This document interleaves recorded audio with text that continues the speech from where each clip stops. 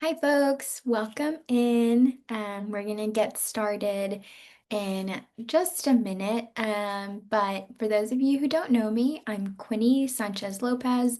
I'm the advisor for the Digital Identity Community of Practice here at the Beck Center at the Digital Benefits Network.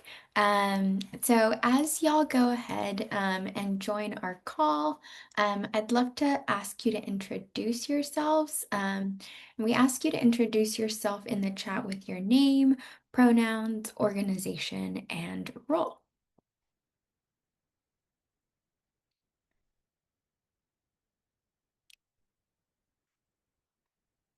And as folks do that, we're going to let a few more people into the room.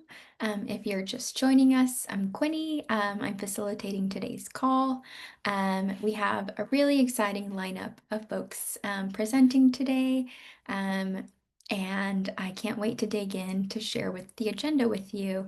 But as you go ahead and enter the call or enter the room, we invite you to share. Introduce yourself in the chat with your name, your pronouns, your organization, and role. All right, and it does look like we have several folks that have already joined the call, and thank you all so much for introducing yourselves. Hi, John. Hi, Lincoln. Thank you for joining us from LA, it seems.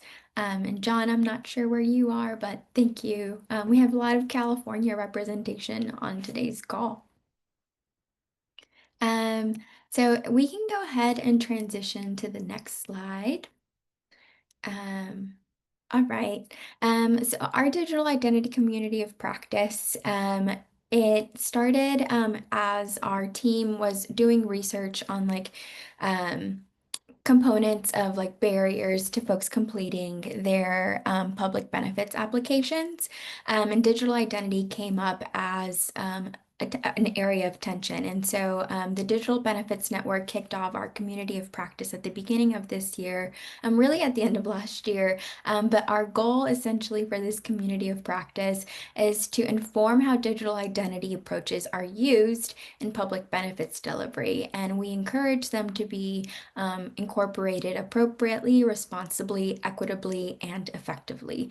And so our purpose for this group is to bring people together to amplify the needs and expertise of people with lived experience, foster shared subject matter understanding, and guide effective implementation. Next slide, please.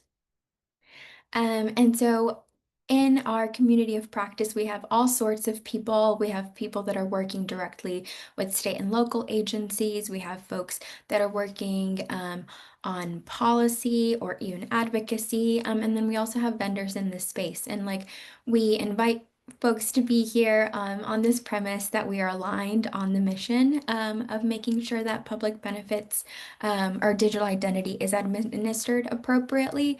But with that said, we also want to make sure that this is a space in which folks feel like they can share their thoughts and also have it be a safe space where like we keep a trust built in this space. And so we want to do that by making sure that if you are here, you are respecting each individual that shows up. If they have preferred pronouns, we request that you use those preferred pronouns. We ask that you be open and honest and assume good intentions too.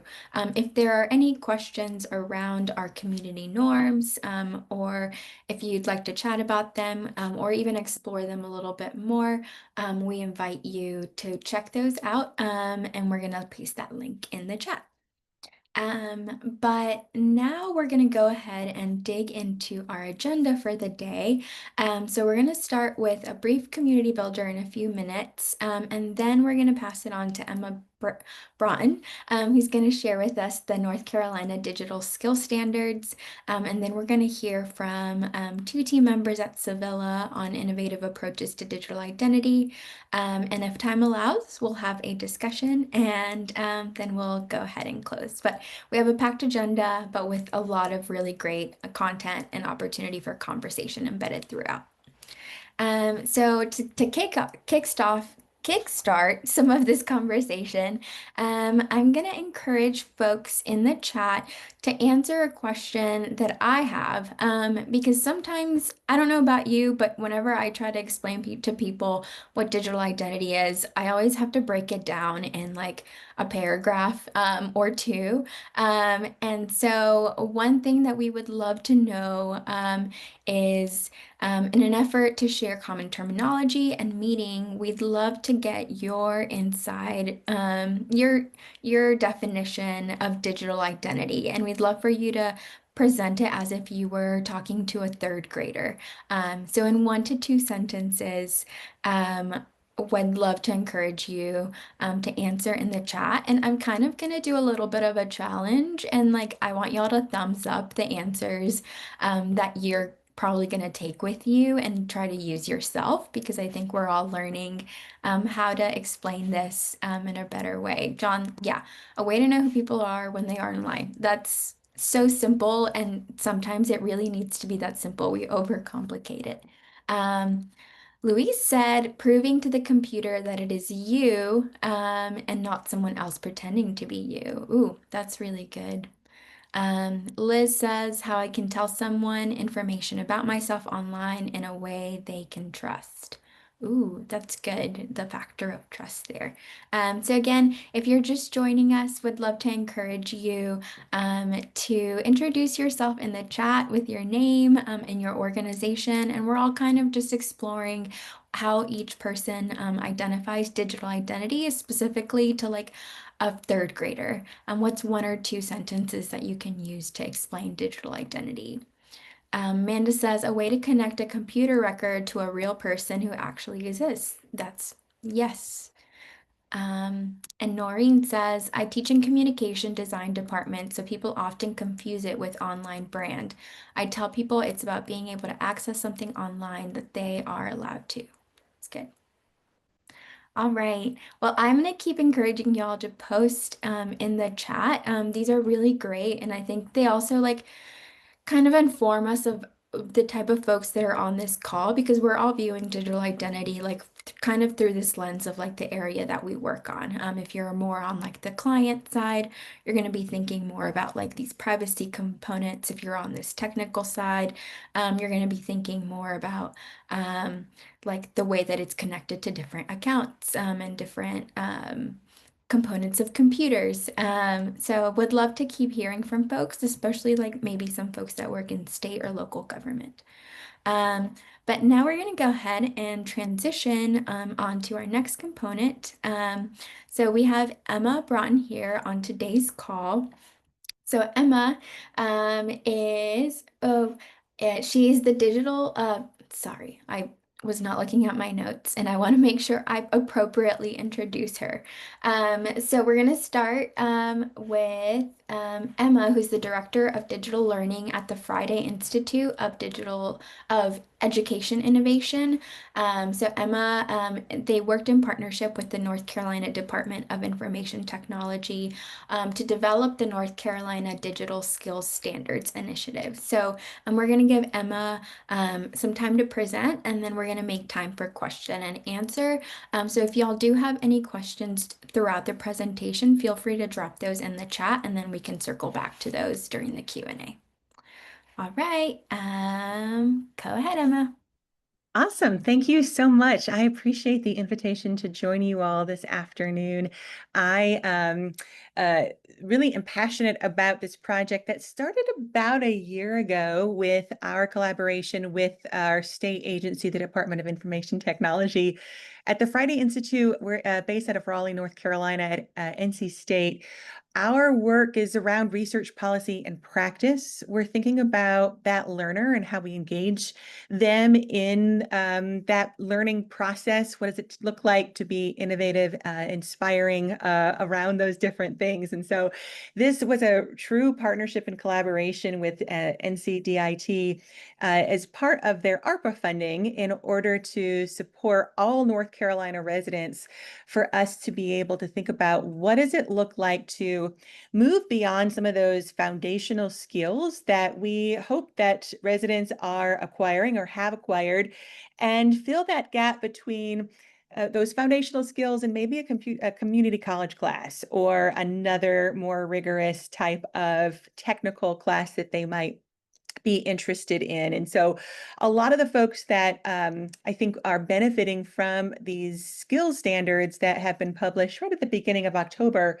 are communities that might be underserved, that might be seniors, that might have been incarcerated people, that might be rural. There's a really wide range of audiences for the types of folks who may be really digging in and exploring these through our digital navigators in our communities. And so our first step here when we were thinking about what these standards would look like for North Carolina was to do a type of landscape study to understand what's going on in different agencies, who is leading this work in the state. A lot of my background is in digital literacy for K-12, and so broadening that to an adult audience was really important for us to understand and research as we were thinking about what these standards could look like. So we wanted to make sure that we were being inclusive of the folks doing this work in our state and making sure that a lot of different voices were represented in that work. One of our champions is Kenny Sharon, who leads a group of digital skills agents in the extension offices across the state. And a lot of his folks do the day-to-day and one-on-one work with residents and understanding that digital skills are necessary for lots of different reasons, but specifically for health, for income, improving their relationships and connections to other people. So a lot of motivation for us to think about what these different standards could be for our residents. And like I said, this is a little bit different than having some foundational skills that is usually the entry point for a lot of folks. How do we turn on our machine? How do we send an email? How do we create an account? Where do I go for a certain type of service? And so really pushing beyond those foundational skills, but realizing too that those will be fundamental to moving into the 6 standards that were identified and that were published this fall. We also wanted to recognize that within each of these 6 standards were these themes of communication, creation, and privacy. And so you'll see those woven throughout all of the standards, how folks might apply those various skills or themes as they are working to attain or demonstrate these types of digital standards along the way. Like I said, we have 6 standards that we publish. This is absolutely version 1 of the work, and understand and realize that over the next year or so, as a curriculum is developed around these 6 standards, we're going to be listening to our state to understand how they can be updated or improved, elaborated on, or things can be changed so that we'll have version 2, 3, 4 at some point as these continue to be refined and reflect the needs of our residents in North Carolina. They really do build on each other, however, so we like to start with that first digital identity standard, move into digital well-being, then digital relationships, digital safety, then digital reasoning, and then finally our 6th standard is digital futures, which hopefully leaves the door open for us to think about what's coming next. So computing and computational thinking, AI awareness, digital resilience, data management, those types of things that fall within that specific standard. So you may be asking a little bit about why do we call these standards? Where does the skill come in? If you take a look here on our this slide to walk through these a little bit for you, each of those standards are broken down into a description, and then within each of them, we've identified various skills. And so within the document that I'll share a link for you here in just a minute, you'll see that there is a specific skill that's then further explained on the left-hand column. And then on the right-hand column, there's a use case example that we pulled from 5 different sectors for civic engagement. So we really wanted to make sure that this was a document that wasn't just going to live on a DIT website. It was going to be something that our navigators out in communities could take and use, but also that our residents would be able to take a look at these and maybe better understand and find them more accessible for their own application along the way. So those use cases fall into this education category, essential services, healthcare, jobs, and social life. What I want to do now is take a look specifically at that first standard, which is digital identity. So let me go ahead and grab that link for you. So if you'd like to explore this on your own screen, I'll drop that into the chat. You'll see that as we're thinking about digital identity, we've broken it down into 3 skills. The first one being that digital profile. So we understand that that profile is the account that you make, what you're doing in that space to make sure that you have access, that logging of your online presence, that digital profile that's created with your avatar or with that username that you set up as skill number 1. But then skill number 2, we move into the digital self. And so who you are as you are interacting once you have that profile set up. It could be how you're communicating or leaving comments, how you leave reviews, the various places that you might visit, and how you're communicating and creating around that profile that you've created to really identify yourself and your values along the way. And then that third skill in digital identity is thinking about that digital footprint. And that management piece is really important. A lot of times we see the front end of that. We see who we are. We could do a Google search of ourselves and we could see what Google says about our identity and what's out there. But also realizing that footprint has a lot of the behind the scenes aspects too, especially in the space where we know so much data mining and data collection about users is happening. Really being cognizant that there is a digital identity that exists behind the scenes, that corporations and industry, they might be really interested in understanding where you visit, what you spend money on, what types of ads that you click on. And so how you can manage your online data and that activity, that trail of information that makes up the composite of who you are online was really important for us to think about, especially as we were shaping this digital identity and these skills for our residents, and then as we moved into our next standard of digital well-being. So that's a really quick overview for you around what we are thinking about when it comes to digital identity and the skills that make that up. I'm going to go ahead and scroll back up to page 10 of that document.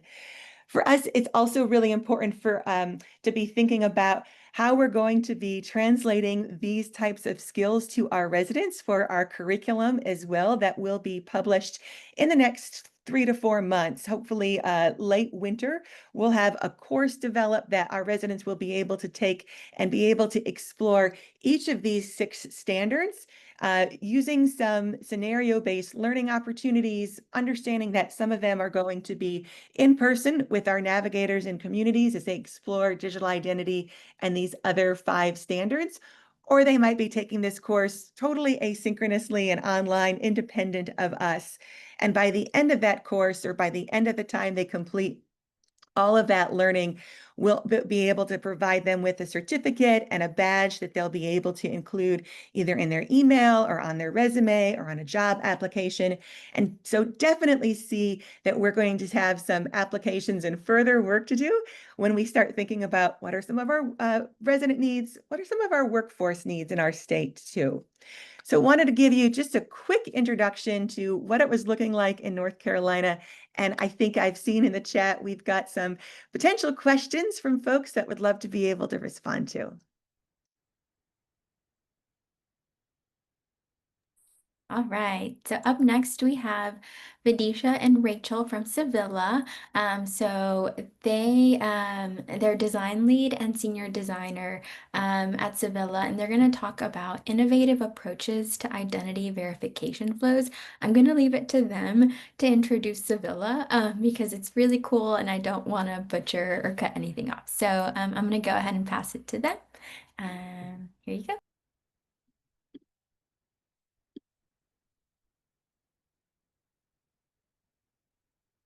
Hey everyone.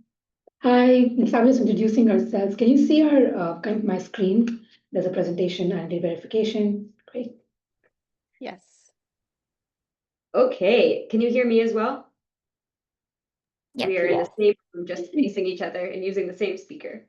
Okay, we are going to walk through some work that we did with the state of Michigan on identity verification. Before we start, as Quinny mentioned, we're just going to introduce a little bit about our organization and the history of this partnership. So we'll talk a little bit about who we are, the project we did, walk through the flow that we recommended to the state that they're working on implementing right now, and then have space for discussion.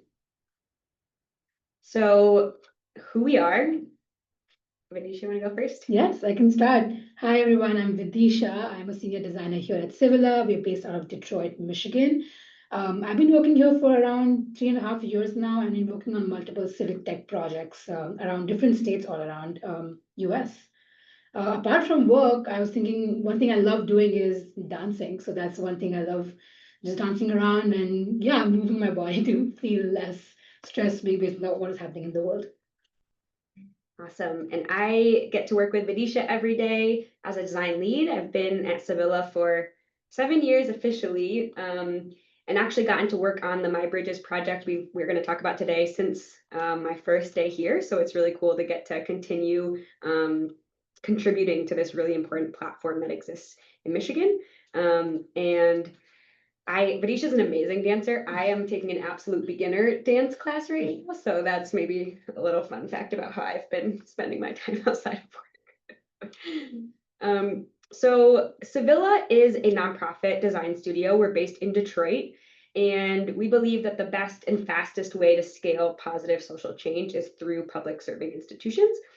We guess many of you feel similarly, and that's why you're in this room today, because you feel like there is potential to really help institutions work better and work better for the people that they are designed for. And so we spend our time working with organizations like the Department of Health and Human Services in Michigan, in states like Connecticut, Washington State, Missouri, as well as other institutions, yes, like UIA, like child welfare, like the Department of State. And so today we're going to share with you a project we did with the Department of Health and Human Services. So I won't spend too much time on this. Can you maybe raise your hand or shout out or add an emoji if you've seen this photo before? I think it's a pretty common one. And so we use this just because it is the simplest way to describe our work. We know that institutions are often doing really important and intentional work to design these beautiful paths, like the one on the right. And then things go live and they open up and people end up creating their own path. And sometimes that path is much shorter, it's much faster, it's more direct, and it better meets their needs. And so this is why we spend our days really trying to understand what people actually need and understand the situation from their perspective before we invest all of this money, really trying to build this path that nobody's going to actually use. And so that relates to the project we're going to share today, because yeah, it helps show the process that we used. So our process is really rooted in human-centered research. And so we really spend a lot of time trying to build that deep understanding of people's lived experience versus what we articulate as the process we want people to follow, to ultimately create solutions that best meet their needs. So today, as I mentioned, we're going to talk about this project we did with the state of Michigan. It was called My Bridges 3.0. So My Bridges is Michigan's online portal where residents can apply for, view, manage their public benefits. In Michigan, food, healthcare, cash assistance, WIC, childcare are all under the same umbrella. And so residents can go to this portal and apply for all of those at once. It's both desktop and mobile friendly. And we've been partnering, as I mentioned, with the Department of Health and Human Services since 2017 on everything from designing the application to the upload documents flow to how to report a change to what it looks like to get support after you've been approved to make sure that you're actually using your benefits. And so it's been a really cool chance to actually get to see something come to fruition, not just one project at a time, but through what we call a whole body of work. So the partnership we wanted to just talk a little bit about because we felt like it was unique for this group in particular, which is that really it's a partnership between ourselves, the state, as well as the state's tech vendor. And we all go and do research and testing on different prototypes together. And that helps to make sure that what we're designing is actually something that can be implemented. And it also makes sure that the tech vendor is rooted in the actual research and the experience of real people. And so that has been something that's been building over time, and I think has allowed the state to really continue to invest little by little rather than trying to get everything all at once. And then really starting to drift from the community as they implement new functionality. So for this project in particular, we were looking much more broadly than we typically look. Usually we're focused on one specific functionality that we're trying to improve. For this project, we were really partnering with the state to say, okay, over the next 1, 3, 5 years, what functionality might best help grow MyBridge's impact while staying rooted in resident and community partner needs. And one thing that Vidisha will talk about, which is why we're here today, is that over the last 10 years, digital identity and identity verification has been the #1 biggest problem that we've seen. And so we finally started to get to chip away at that in this project. Okay. Thanks, Rach. So yeah, during the project, we were focusing on different core touch points which residents are interacting with when they're applying for benefits or renewing benefits. And we chose these 5 areas on the screen as our focus to keep working on, to keep enhancing these features so that residents can have a better experience with the portal. So you'll see login, apply, document upload, application status, and renewals. And one of the biggest things we saw during this process is login has been one of the biggest barriers for residents in accessing the MyBridges portal. Currently in Michigan, if you don't have an account or if you're not verified, you can only get your application in. There's no other thing you can do. And even after you have an account, you still have access to limited features. Like you can't get personalized benefits information if you're not verified. So it might differ in different states, but verification felt like really an important step for people to have that wholesome experience with the portal, and they can experience the best and get all the information they need. So before I actually move on to talking about login and barriers we were hearing and what our focus was, I was wondering, I just want to get a quick poll and see, based on your experience in the states you work in, what is one of the biggest barriers you have been hearing for logging in? You can write on chat, however you feel called out to talk through some barriers. We can spend 1 minute quickly getting this poll.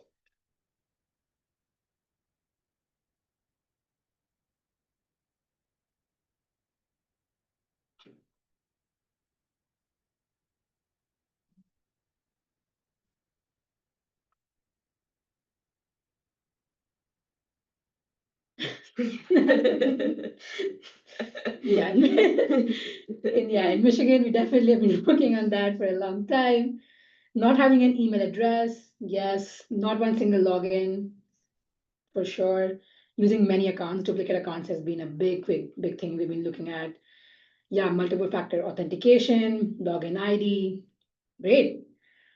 Lack of documentation, big friction.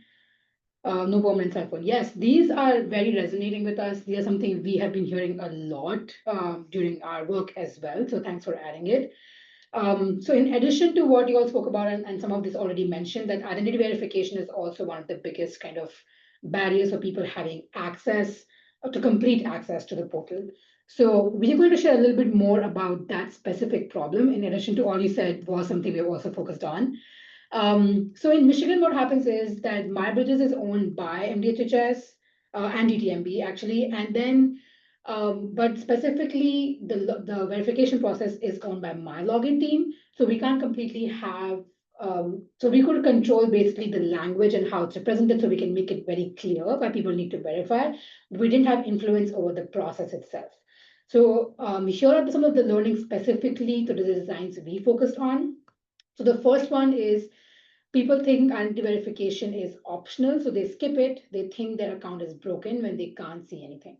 So what happens here is that basically people don't know why they have to verify. Oftentimes they just are scared that there's a security check of why they're doing it. And because of that, they don't end up doing it. They skip the process. And after that, when they can't access a lot of features, they feel like the account is broken. And that leads to just a lot of calls. They're going to offices to kind of troubleshoot to really solve out what problem they're facing. Another learning we had was the credit history. So in Michigan, they start with credit history questions first. And that's been really challenging because residents often don't complete it or don't know how to answer it correctly and often fail the process. And that leads to frustration and just confusion of like what to do next, how to answer correctly. So yeah, a lot of like failure and not having access is a big learning we heard in the process. So these are the two specific insights we were working on, and what we designed here was an identity verification flow. So that prototype here focused on what is the importance of identity verification and clearly presenting all available options, showing residents to choose the method that best fits their situation. So currently, the reason we are allowing residents to choose and see all the options is that we realize that a lot of people have different abilities of how they can complete these modes of verification. So that you want to make sure that they have these options up front. So depending on their situation and what documentation they have, they can decide which process they can complete easily. So on the right, you can see that there is like a GIF of what the prototype currently looks like. I'll actually go through screen by screen and quickly share some of the design decisions we made and why for this design. So the first one is this screen. So this is the screen you will see in Michigan and My Bridges. Once you are done with your account creation, you will see the screen. So on the top, you can see that the account has been created. So it clearly acknowledges what has happened. And then it follows up by what's coming up next, which is verify your identity. It then gives you a quick snapshot of why it's important, which was really, really important part of our testing. We did test like a longer version where we had like more reasonings and more just like language around why it's important. But residents mentioned that they would not want to read so much upfront, and it seems like a very relevant, concise information is enough for them to make a decision of whether they want to identify or not. And then all the residents we tested with actually mentioned that they would go ahead and finish that step after reading that snapshot. And then you'll see that there's a next button, which basically is action oriented and it makes sure it's integrated seamlessly into the account creation. So now it says that the verification process feels more natural rather than like a next step or like a more natural to the next step rather than an optional step.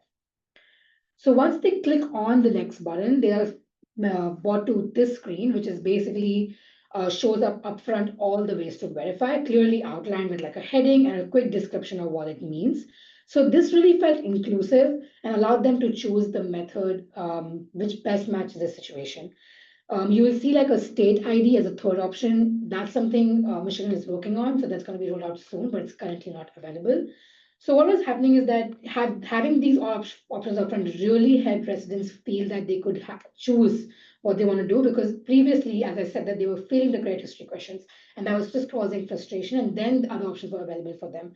So having this just made it easier for them and felt more inclusive for them, that they have that power to choose what they want to do and how they want to finish the process. You'll also see at the bottom there's like other options. So that is basically people value that a lot, because in case people can't do all the three options above, they still have these other options where they can click, and mostly they'll find information about going in person on calling and still get their verification process done with the documents they have. So this basically gives them more chances that even if they can't do it, there's still more options, and give them confidence that they could be able to finish this process. And then there is last screen. So verification process, it's required to, it's not a required option. So we do have an option to skip the verification process. If they do skip it, this is the main screen of the MyBridges portal. So residents are taken to that main screen once they skip it. But you can see that on the top that we have put like bold reminders in orange color to make sure that people are kept reminded of that they have to finish the verification process. Other way we have done that is showing that visually indicating limited access. So things like viewing my benefits is something they can't do. So that's grayed out right now. So residents can understand what features they will have access to. And once they click on it, they're prompted to finish the verification process. So this is basically more motivators built in the portal to make sure that we keep reminding that this is a really important step and they should be finishing it as soon as possible. So yeah, this was a quick snapshot of one of the prototypes we worked on. Would love to like quickly pause here and see if you have any clarifying questions. We also have some other questions we would love to get your thoughts on. But before we do that, we'd see if you have any content-based questions we can help answer.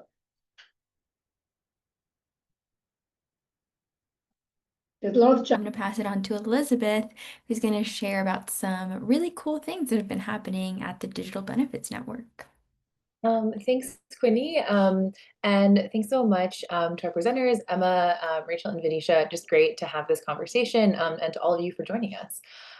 So as we close out, just wanted to share with this community 3 newer publications from our team at the Digital Benefits Network. So there are bit.ly links for all of these on the screen here, and we'll be pasting these in the chat as well. But 3 publications we wanted to just make you aware of. So first, following a conversation that we hosted with the Center for Democracy and Technology this summer to give state government leaders and staff grounding around mobile driver's licenses, we published a short resource guide with information that we'd highlighted in that session and additional background context. And we've published that on the Digital Government Hub since we think that's information that is more generally relevant. Secondly, in October, our team partnered with Meals for Families to help advocates leverage our Digital Doorways research about beneficiary experiences with accounts and identity management. And for that session, our team created a short resource guide to help individuals and organizations advocating for improvements in their states.